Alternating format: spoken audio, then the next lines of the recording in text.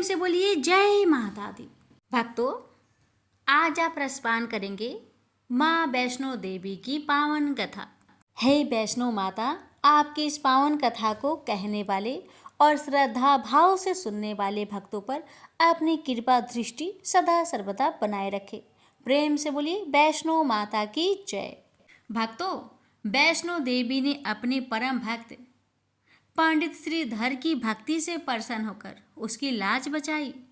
माता ने पूरे जगत को अपनी महिमा का बोध कराया। तब से आज तक लोग इस तीर्थ स्थल की यात्रा करते हैं और माता की कृपा प्राप्त करते हैं। कटरा से कुछ दूरी पर स्थित हंसाली गांव में माँ वैष्णवी के परम भक्त श्रीधर रहते थे। वे निसंतान होने से दुखी रहते थे। एक दिन उन्होंने नवरात्रि पूजन के लिए कुंवारी कन्याओं को बुलवाया।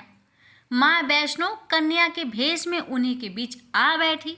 भक्तों, पूजन के बाद सभी कन्याएं तो चली गई, पर माँ वैष्णो देवी वहीं रही। भक्तों, कहते हैं ना, माँ की कृपा निराली है। भक्तों, पूजन के बाद जब सभी कन्याएं चली गई, पर माँ वैष्णो देवी वहीं रही और श्रीधर से बोली, सबको अपने घर भंडारे का निमंत्रण दे आओ। श्रीधर ने उस दिव्य कन्या की बात मान ली और आसपास के गांव में भंडारे का संदेश पहुंचा दिया।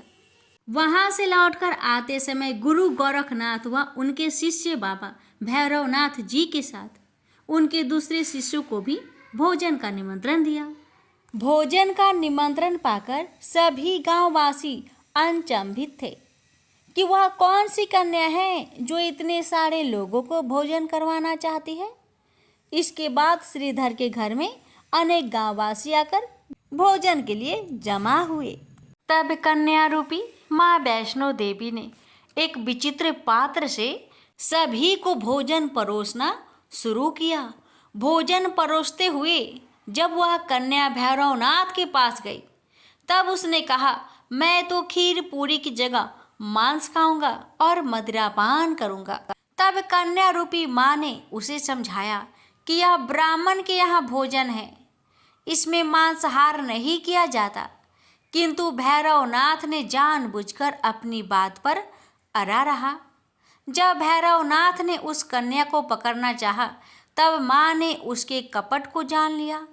माँ वायु का रूप में बदलकर त्रिकुटा पर्वत की ओर उड़ चली।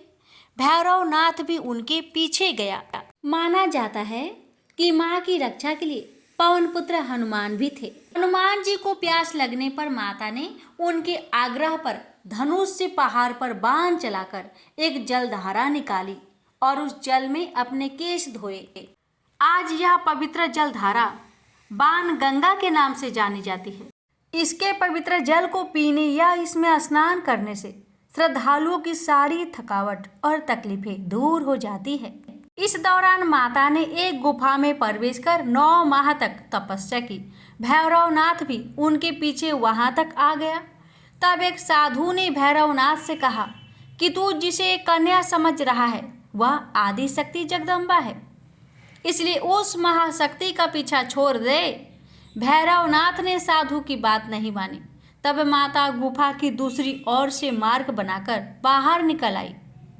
यह गुफा आज भी अर्धकुमारी या आदि कुमारी या गर्भजून के नाम से प्रसिद्ध है। अर्धकुमारी के पहले माता की चरण पादुका भी है। यह वह स्थान है जहां माता ने भागते भागते मुड़कर भैरवनाथ को देखा था। गुफा से बाहर निकलकर कन्या ने देवी का रूप धारण किया। माता ने भैरवनाथ को चेताया और वापस जाने को कहा, फिर भी वह नहीं माना। माता गुफा के भीतर चली गई। तब माता की रक्षा के लिए हनुमान जी गुफा के बाहर थे और उन्होंने भैरवनाथ से युद्ध किया। भैरव ने फिर भी हार नहीं मानी। जब वीर लंगूर निढाल होने लगा, तब माता वैष्णवी ने महाकाली का रूप लेकर भैरवनाथ का संहार कर दिया। भैरवनाथ का सिर काटकर भवन से 8 किमी दूर त्रिकुट पर्वत की भैरवी घाट में गिरा। उस स्थान को भैरवनाथ के मंदिर के नाम से जाना जाता है।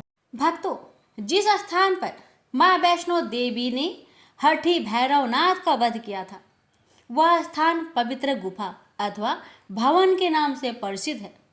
इसी स्थान पर माँ महाकाली दाहिने में, माँ सरस्वती मध्य में और माँ महालक्ष्मी बाएं में पिंडी के रूप में गुफा में विराजमान है।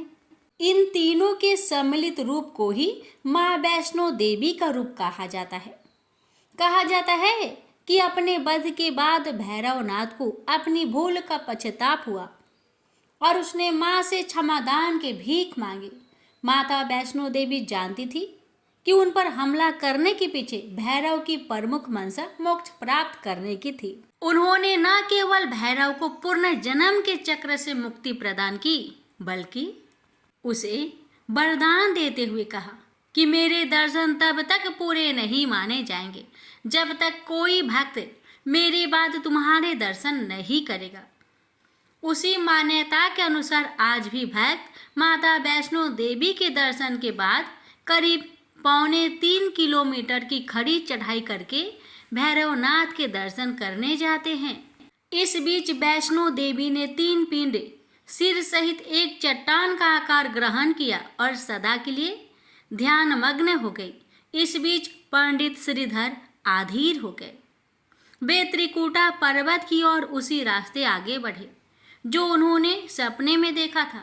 अंततः वे गुफा के द्वार पर पहुंचे। उन्होंने कई विधियों से पिंडों की पूजा को अपने दिनचर्या बना ली।